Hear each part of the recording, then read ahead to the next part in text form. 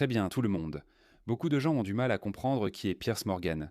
Ils essaient de l'analyser psychologiquement, mais ils n'y arrivent pas. Et pour être honnête, je n'y arrive pas non plus. Ces changements d'avis constants, peut-être que c'est comme ça qu'on veut que les journalistes soient vraiment au milieu et sans prendre parti. Donc si vous le voyez comme ça, alors Piers Morgan fait vraiment du bon travail. Cependant, je pense qu'il ne pose pas seulement des questions pour obtenir des éclaircissements. Il pose des questions pour soutenir le côté du récit auquel il pense appartenir à ce moment-là. Donc ces derniers temps, il n'est pas très pro-Israël. Très bien. C'est tout à fait acceptable pour un journaliste. Mais il ne devrait pas non plus être anti-Israël. C'est pourquoi parfois je pense qu'il passe peut-être de pro-Israël à anti-Israël. J'ai vu cet extrait et je l'ai adoré car c'est ainsi que ces arguments doivent être démontés. Nous n'avons pas à chercher d'excuses. Inutile de comparer l'Amérique à l'Iran ou à la Corée du Nord. Il y a clairement un gentil et un méchant. C'est comme ça qu'on doit aborder chaque argument, parce que des gens comme Mehdi Hassan et ses communistes et gauchistes woke ont, d'une manière ou d'une autre, mis l'Iran et l'Amérique sur un pied d'égalité. Nous partons du principe que nous, citoyens du monde libre en Occident, notre système est meilleur que celui du régime islamique d'Iran, de la Russie de Poutine, de la Corée du Nord de Kim Jong-un et même de la Chine de Xi Jinping. Mais nous allons laisser la Chine de côté, car la Chine est beaucoup plus complexe et grande, et même si le système est peut-être un peu totalitaire, ce dont je ne suis pas vraiment fan, elle mérite un certain respect. Mais je suis désolé de le dire, des régimes pourris comme le régime islamique d'Iran, la Corée du Nord de Kim Jong-un et maintenant la Russie de Poutine. Nous n'avons pas à faire semblant que ces pays sont nos égaux. D'accord? Le pouvoir détermine votre statut. Et nous avons de la chance que notre système, c'est-à-dire le capitalisme de libre marché, la démocratie et la liberté d'expression, notre forme de gouvernement est la forme dominante de gouvernement et nous dictons les règles du jeu. D'accord. Je ne veux pas que la Chine, la Russie, le régime islamique d'Iran ou la Corée du Nord de Kim Jong-un écrivent les règles du jeu. Pas besoin de trouver des excuses. Il suffit de faire taire ces gens. Écoutez bien. Je ne connais pas ce type, mais il a bien travaillé. Il affirme que personne ne devrait posséder d'armes nucléaires. Non. Tu penses que que Kim Jong-un va écouter tes beaux idéaux progressistes? Tu crois que Poutine va t'écouter? Tu penses que les fanatiques du régime islamique d'Iran vont t'écouter? Ces types sont des idiots. Et quand ils font des déclarations aussi absolutistes, ils mettent d'une certaine manière l'Amérique dans la même catégorie que la Corée du Nord, l'Iran ou Poutine. Nous n'avons pas à accepter ça. Il suffit de rejeter cette idée et de stopper leur argument net. Écoutez bien. Phil, Israël a-t-il des armes nucléaires? Oui, et il n'y a rien de mal à cela. Vous savez pourquoi? Parce qu'Israël n'a jamais menacé d'utiliser ses armes nucléaires contre aucun pays au monde.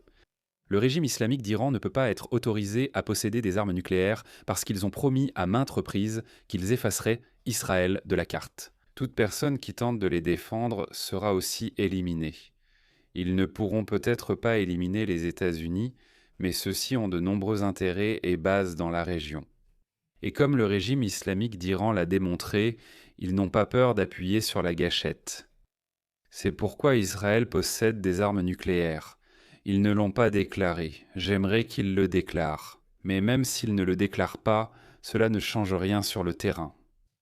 Oui, presque sûrement. Je ne crois pas qu'il l'ait revendiqué officiellement. Pourquoi ne le sait-on pas avec certitude?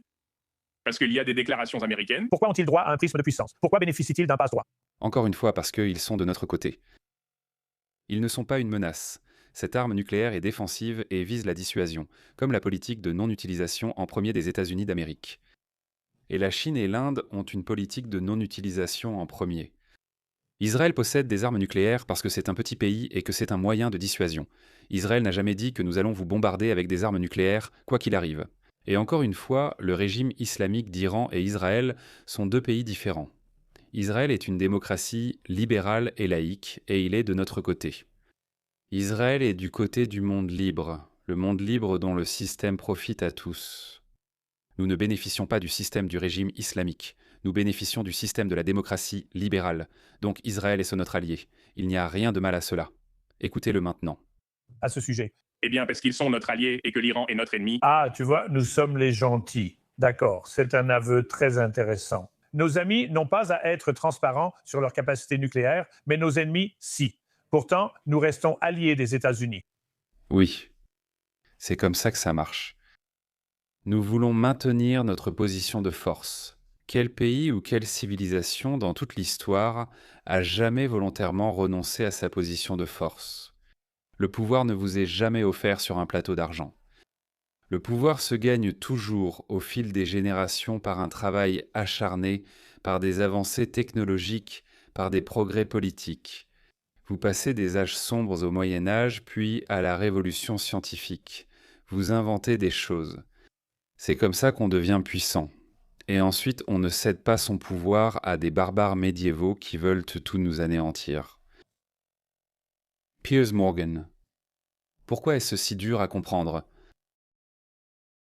Oui, c'est exactement ainsi que ça fonctionne, grâce au P2P. Ce n'est que de l'hypocrisie, n'est-ce pas? Non. Non, ce n'est de l'hypocrisie que si tu n'as pas une vision normative selon laquelle les États-Unis sont bons et l'Iran est mauvais. Je veux connaître ce type. Qui est ce type? J'adore ce type. Il parle exactement comme je le ferais. Il n'y a rien de mal à ce que l'Amérique maintienne son hégémonie. Mais pourquoi? Parce que nous sommes les gentils. L'Amérique est la seule superpuissance qui n'a pas avalé de pays plus faibles. Elle pourrait facilement avaler la Suisse, la Suède, l'Autriche, le Royaume-Uni. La France tomberait en une demi-journée, mais ce n'est pas arrivé. Et ces pays sont restés en sécurité grâce à ce qu'ils appellent les dividendes de la paix face à l'agression russe, grâce à l'Amérique. C'est la superpuissance la plus redoutable. Et en même temps, c'est la superpuissance la plus bienveillante. Piers Morgan, comprend-le une bonne fois pour toutes. Il n'y a pas une seule raison. Il n'y a aucune bonne raison pour laquelle Israël devrait être autorisé à refuser de dire s'il possède ou non des armes nucléaires. Pierre Morgan, laissez-moi vous demander, qu'est-ce que cela changerait? Tout le monde sait déjà qu'Israël a des armes nucléaires. Si le gouvernement l'admet publiquement, cela changerait-il vraiment quelque chose? Qu'est-ce que cela va changer? Est-ce que cela donnerait à l'Iran le droit d'avoir une arme nucléaire? Vous pensez que cela ferait ça? Même si Israël déclare officiellement posséder l'arme nucléaire, pensez-vous que l'Amérique accepterait que d'autres pays veuillent aussi en avoir? Vous pensez que l'Europe le permettrait, mais elle évite le sujet. Il refuse tant que l'Iran ait l'arme nucléaire, mais n'ose l'admettre.